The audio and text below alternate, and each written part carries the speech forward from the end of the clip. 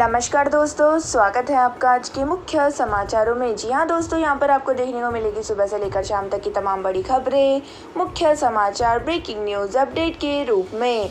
तो दोस्तों, आप सभी लोगों से एक छोटी सी रिक्वेस्ट है, इस वीडियो को ज़्यादा से ज़्यादा लाइक और शेयर करें। तो चलिए दोस्तों, जान लेते हैं आज की पहली बड़ी खबर। अतीक बोला, मेरा पूरा परिवार पूरी तरह बर्बाद हो गया। माफियागिरी तो पहले ही खत्म हो गई, अब तो बस रगड़ा जा रहा। तो दोस्तों, माफिया अतीक अहमद को साबरमती जेल से प्रयागराज ला रही यूपी पुलिस का काफिला बुधवार सुबह 8:30 बजे झांसी पहुंचा। और दोस्तों, झांसी पुलिस लाइन में 1 घंटा 21 मिनट रुकने के बाद अतीक को लेकर पुलिस प्रयागराज के लिए रवाना हुई।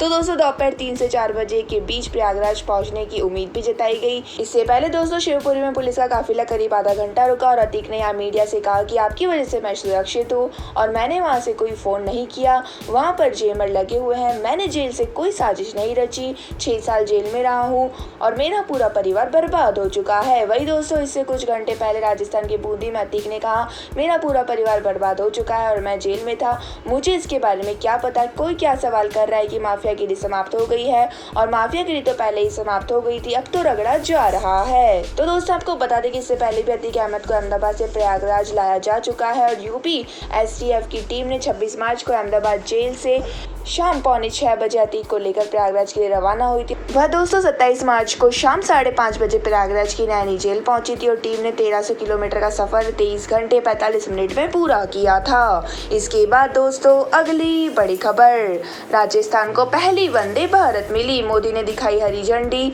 पीएम बोले, गहलोत जी राजनीतिक संकट में है, फिर भी वे यहाँ आए हैं। तो दोस्तों, राजस्थान को बुधवार को पहली वंदे भारत मिली है और प्रधानमंत्री नरेंद्र मोदी ने virtually semi high speed train को हरी झंडी दिखाई है। वही दोस्तों, ट्रेन जयपुर से सुबह करीब 11:30 बजे दिल्ली कैंट के लिए रवाना की गई। इस दौरान दोस्तों, मोदी ने 17 मिनट का भाषण दिया और आखिरी के 2 मिनट में राजस्थान कांग्रेस में चल रही तानातनी का भी जिक्र किया है। हालांकि दोस्तों, उन्होंने सचिन पायलट का नाम नहीं लिया और उन्होंने कहा कि मैं गहलोत जी का विशेष तौर पर आभार व्यक्त करता हूँ कि इन दिनों वह राजनीतिक आपाधापी में अनेक संकटों से गुजर रहे हैं, इसके बाद भी विकास के काम के लिए समय निकाल कर आए हैं और रेलवे कार्यक्रम में हिस्सा लिया है। तो दोस्तों, सचिन पायलट ने मंगलवार को अपनी सरकार के खिलाफ अनशन किया और आज वह दिल्ली में राहुल, प्रियंका समेत कांग्रेस के बड़े नेताओं से मुलाकात भी कर सकते हैं। इसके बाद दोस्तों, अगली बड़ी खबर, दिल्ली में राहुल गांधी से मिले नीतीश कुमार, कहा ज्यादा से ज्यादा पार्टियों को एकजुट करना है। राहुल बोले, देश पे आक्रमण के खिलाफ लड़ेंगे। तो दोस्तों, बिहार के मुख्यमंत्री नीतीश कुमार और डिप्टी सीएम तेजस्वी यादव बुधवार को दिल्ली में कांग्रेस नेता राहुल गांधी से मिले और दोस्तों, यह मुलाकात कांग्रेस अध्यक्ष मल्लिकार्जुन खड़गे के घर पर हुई है। वही दोस्तों, मुलाकात के बाद नीतीश और राहुल ने मीडिया से बातचीत की और नीतीश कुमार ने कहा कि हमारी विपक्ष एकता पर बात हुई है और ज्यादा से ज्यादा पार्टियों को एक साथ लाने की कोशिश है और हमारी सकारात्मक बातचीत भी हुई है। तो दोस्तों, राहुल गांधी ने कहा कि नीतीश जी की पहल बहुत अच्छी है और अपोजिशन को एक करने के लिए ऐतिहासिक कदम उठाया गया है, वही विचारधारा की लड़ाई को लड़ेगी और देश पे आक्रमण के खिलाफ लड़ेंगे। तो दोस्तों, इस प्रेस कॉन्फ्रेंस में मल्लिकार्जुन खड़गे, बिहार के डिप्टी सीएम तेजस्वी यादव और कांग्रेस बिहार अध्यक्ष अखिलेश प्रसाद सिंह, जदयू के राष्ट्रीय अध्यक्ष लल्लन सिंह भी मौजूद रहे। इसके बाद दोस्तों, अगली बड़ी खबर, संबित पात्रा अंगारों पर 10 मिनट नंगे पांव दौड़े, भाजपा प्रवक्ता ने पुरी में झामू यात्रा में पूजा की वीडियो भी शेयर किया। संबित पात्रा ने मंगलवार को ओडिशा के पुरी में झामू यात्रा में पूजा की है। इस दौरान दोस्तों, वह नंगे पांव जलते हुए कोयले पर लगभग 10 मीटर तक दौड़े और इसका 24 सेकंड का एक वीडियो उन्होंने अपने सोशल मीडिया अकाउंट पर शेयर किया है। तो दोस्तों, वीडियो में अंगारों पर दौड़ते समय उनके चेहरे पर मुस्कान नजर आ रही है और ग्रामीण भी उन्हें देखकर काफी खुश नजर आ रहे हैं। वही दोस्तों, पूजा के बाद पात्रा ने कहा कि उन्होंने लोगों के कल्याण और क्षेत्र में शांति के लिए मां से आशीर्वाद लिया है।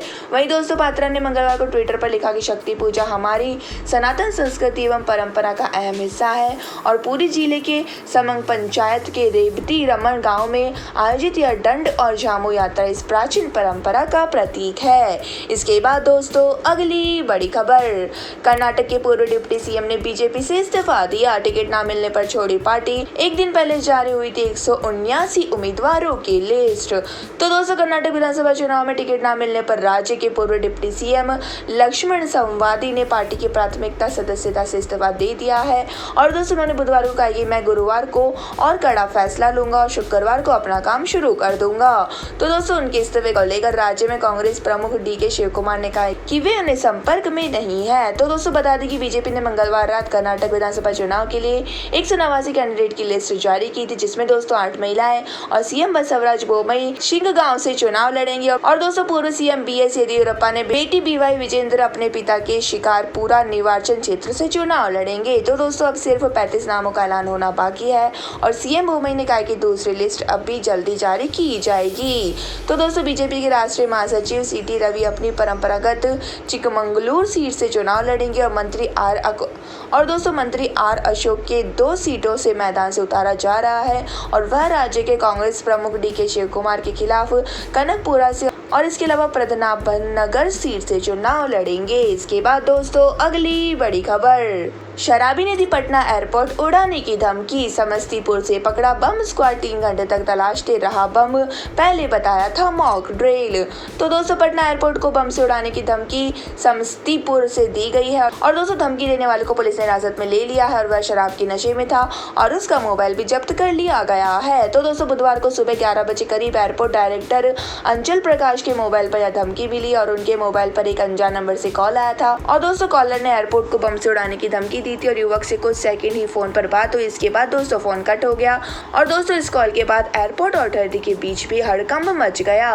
तो दोस्तों एयरपोर्ट डायरेक्टर ने एयरपोर्ट को बम से उड़ाने की धमकी की जानकारी पुलिस को दी और पटना एसएसपी राजीव मिश्रा अपनी टीम के साथ मौके पर मौजूद बम स्क्वाड की टीम को बुलाया गया और एयरपोर्ट पर सर्च ऑपरेशन चलाया गया। वही दोस्तों 3 घंटे में बम की सर्चिंग की गई लेकिन कुछ भी नहीं मिला। इसके बाद दोस्तों अगली बड़ी खबर, 24 घंटे में 7,830 नए कोरोना के 16 मौतें, एक्टिव केस 40,000 के पार। लखनऊ में स्कूल दफ्तर में बिना मास्क नो एंट्री। तो दोस्तों देश में बीते 24 घंटों में कोरोना के 7,830 नए केस सामने आए हैं और दोस्तों इस दौरान 14 लोगों की जान भी गई है और 7 महीने बाद नए केस 7,500 से ज्यादा आए हैं। वही दोस्तों 31 अगस्त को 7,946 केस मिले थे और इसके साथ ही दोस्तों देश में एक्टिव केस 40,215 हो गए हैं। इससे पहले दोस्तों 23 सितंबर को देश में 41,818 लोगों का इलाज चल रहा था और एक ही दिन में कोरोना के नए मामलों में 2,154 की बढ़ोतरी हुई है। वही दोस्तों मंगलवार को देश में 5,676 मामले सामने आए थे। तो दोस्तों आपको बता दें कि उत्तर प्रदेश में भी कोरोना के केसेस में तेजी से बढ़ रहे हैं और लखनऊ में 7 महीने बाद बुधवार को एक ही दिन में 97% पॉजिटिविटी रेट मिली है। इसके बाद दोस्तों प्रशासन ने नई कोरोना गाइडलाइन जारी कर दी है। इसमें दोस्तों स्कूल दफ्तर अस्पताल रेलवे स्टेशन एयरपोर्ट और पब्लिक पैलेस पर मास्क को अनिवार्य कर दिया गया है। इसके बाद दोस्तों अगली बड़ी खबर, जेलेंस्की ने पीएम मोदी से मदद मांगी, मंत्री बोली भारत के पाकिस्तान चीन से रिश्ते ठीक नहीं, खतरा पहचाने, रूस के कदम से सबक ले। तो दोस्तों यूक्रेन के राष्ट्रपति व्लादिमीर जेलेंस्की ने पत्र लिखकर प्रधानमंत्री नरेंद्र मोदी से मदद मांगी है। इसमें दोस्तों अतिरिक्त मानवीय सहायता भेजने को कहा है। उधर दोस्तों Ukraine deputy foreign ministry Emine Dzhaparova ने यह पत्र एक बैठक के दौरान विदेश राज्य मंत्री मीनाक्षी लेखी को दिया है। तो दोस्तों पत्र में दवाओं और मेडिकल इक्विपमेंट समेत अतिरिक्त मानवीय सहायता देने की बात लिखी है। वही दोस्तों यूक्रेनी deputy foreign ministry Emine Dzhaparova ने भारत को चीन और पाकिस्तान को लेकर सलाह दी है और उनका कहना है कि भारत उन दुश्मनों को पहचाने जो सोचते हैं कि वो गलत करने के बाद बचकर निकल जाएंगे और यह उनका इशारा भारत के पड़ोसी देश चीन और पाकिस्तान की तरफ था। इसके बाद दोस्तों अगली बड़ी खबर, आदित्य ठाकरे बोले बीजेपी राज्य में दंगे भड़का रही, उनके हिंदुत्व पर भरोसा नहीं, 2014 में भाजपा ने हमारी पीठ में छुरा घोंपा था। तो दोस्तों महाराष्ट्र के पूर्व मुख्यमंत्री उद्धव ठाकरे के बेटे आदित्य ठाकरे ने मंगलवार को भारतीय जनता पार्टी पर राज्य में धमकी भड़काने का आरोप लगाया है और दोस्तों हैदराबाद की गीतम यूनिवर्सिटी में उन्होंने कहा कि हमारे हिंदुत्व की परिभाषा एकदम साफ है, हम भाजपा के हिंदुत्व में भरोसा नहीं करते हैं। वही दोस्तों उन्होंने कहा कि लोग क्या खाते हैं इस पर हम उन्हें जिंदा नहीं जलाते, अगर यह भाजपा का हिंदुत्व है तो यह ना मुझे स्वीकार है, ना मेरे पिता को, ना मेरे दादा को, ना ही महाराष्ट्र की जनता को। तो दोस्तों ठाकरे गुट के नेता ने कहा कि 2014 में हमारे साथ गठबंधन तोड़कर भाजपा ने हमारी पीठ में छुरा घोंपा था। वही दोस्तों आपको बता दें कि आदित्य ठाकरे ने राम मंदिर को लेकर भी कहा है कि अयोध्या में राम मंदिर केंद्र सरकार की वजह से नहीं बन रहा। अगर आपको ऐसा लगता है तो यार आप गलत सोच रहे हैं। राम मंदिर बनाने का आदेश सुप्रीम कोर्ट ने दिया है, केंद्र सरकार ने नहीं। इसके बाद दोस्तों जाने अगली बड़ी खबर, लेकिन उससे पहले आप सभी लोगों से मेरी एक छोटी सी रिक्वेस्ट है, अगर दोस्तों आपको हमारी न्यूज़ पसंद आ रही है तो इसे एक छोटा सा लाइक जरूर दे दीजिएगा, और अगर पसंद नहीं आ रही है तो बेशक आप इसे डिसलाइक भी कर सकते हैं, लेकिन दोस्तों लाइक और डिसलाइक जरूर कीजिएगा क्योंकि यही हमारी मेहनत का फल होता है और इसी से हमें पता चलता है कि आप लोगों को हमारी न्यूज़ पसंद आ रही है या नहीं। तो चलिए दोस्तों जान लेते हैं अगली बड़ी खबर। आज शेयर बाजार में रही तेजी, सेंसेक्स 235 अंक की बढ़त के साथ 60,392 के स्तर पर बंद। अडानी ग्रुप के 10 शेयरों में से 8 में गिरावट। तो दोस्तों शेयर बाजार में बुधवार को तेजी देखने को मिल रही है और सेंसेक्स 235 अंक की बढ़त के साथ 60,392 के स्तर पर बंद हुआ है। वहीं दोस्तों निफ्टी में भी 90 अंकों की बढ़त रही और यह 17,812 के स्तर पर बंद हुआ और सेंसेक्स के 30 में से 17 शेयरों में तेजी और 13 में गिरावट देखने को मिली है। तो दोस्तों अडानी ग्रुप के 10 शेयरों में से 8 में गिरावट देखने को मिली है। हालांकि दोस्तों अडानी एंटरप्राइजेस का शेयर 2.49% चढ़ा, वहीं अंबुजा सीमेंट और एनडीटीवी के शेयरों में 2 से 2% तक की गिरावट देखी गई है। तो दोस्तों आपको बता दें कि मंगलवार को 11 अप्रैल को शेयर बाजार में भी तेजी देखने को मिली थी और सेंसेक्स 311 अंक की बढ़त के साथ 60,157 के स्तर पर बंद हुआ था। वहीं दोस्तों निफ्टी में 98 अंकों की बढ़त रही और यह 17,722 के स्तर पर बंद हुआ था। तो दोस्तों सेंसेक्स के 30 शेयरों में से 20 शेयरों में तेजी और 10 में गिरावट दर्ज की गई थी। इसके बाद दोस्तों अगली बड़ी खबर, ट्विटर पर ब्लू टिक के पैसे लगेंगे, 8 दिन बाकी। मोबाइल यूजर को महीने में 900 रुपए और वेब यूजर को 650 रुपए चुकाने होंगे। तो दोस्तों ट्विटर यूजर्स के अकाउंट से 20 अप्रैल के बाद ब्लू टिक चेक मार्क हट जाएगा और कंपनी ने पुराने तरीके से हासिल किए गए फ्री ब्लू टिक को हटाने की प्रोसेस तेज कर दी है। अगर दोस्तों किसी को अपना ब्लू टिक बचाए रखना है तो उसे ब्लू टिक सब्सक्रिप्शन खरीदना होगा और कंपनी के नए सीईओ एलन मस्क ने बुधवार को इस संबंध में ट्वीट किया है। तो दोस्तों उन्होंने लिखा है कि लीगेसी ब्लू चेक मार्क हटाए जाने की आखिरी तारीख 4/20 है। तो दोस्तों इससे पहले 1 अप्रैल से लीगेसी चेक मार्क हटाने की तारीख तय की गई थी और ट्विटर ने कहा था कि 1 अप्रैल को हम अपने लीगेसी वेरीफाइड प्रोग्राम को खत्म करना और लीगेसी वेरीफाइड चेक मार्क को वापस लेना शुरू करेंगे। इसके बाद दोस्तों अगली बड़ी खबर, 1 साल में 150 रुपए महंगा हुआ गैस सिलेंडर। दिल्ली में 1 किलो दाल 103 से 128 रुपए पहुंची 8 सामानों की लिस्ट।